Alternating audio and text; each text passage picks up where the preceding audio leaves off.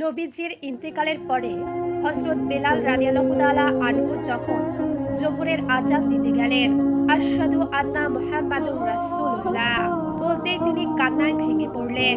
আর কাঁদতে কাঁদতে তার গলার আওয়াজ বন্ধ হয়ে গেল। মদিনাবাসী এই বিষয়টা ভালোভাবে খেয়াল করল।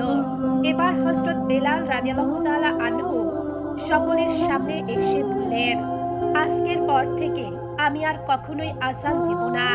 তারপর আবু বকর রাদিয়াল্লাহু তাআলা আনহুর কাছ থেকে অনুমতি নিয়ে জিহাদের জন্য মুলুকের সামনে চলে যায়। এরপর ৬ মাস পরে হযরত বেলাল নবীজিকে স্বপ্ন দেখলেন।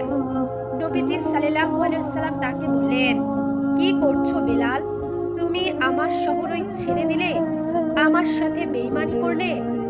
এমন স্বপ্ন দেখার পরে হযরত বেলাল দ্রুতই মদিনায় ফিরে আসলেন আর মসজিদে প্রবেশ করে আবার কান্নায় ভেঙে পড়লেন। ইয়া রাসূলুল্লাহ, আমি তো এসে পড়েছি, আর আপনি কোথায়? যখন আজানের সময় হলো তখন পুরো মদিনাবাসী হযরত বেলাল রাদিয়াল্লাহু তাআলা আনহু এর আজান শোনার জন্য ব্যাকুল হয়ে গেল। হাসান ও হুসাইন রাদিয়াল্লাহু তাআলা আনহুরা তখন অনেক ছোট। তারা তখন বেলাল রাদিয়াল্লাহু তাআলা আনহুকে অনুরোধ করে বলল, এতদিন আপনি আমার নানা জানের জন্য আজান দিয়েছেন, আর এখন আমাদের জন্য দিবেন। এমন কথা শুনে হযরত বেলাল দু চোখের পানি ছেড়ে দিলেন আর তিনি আবার পুনরায় আজান দিলেন।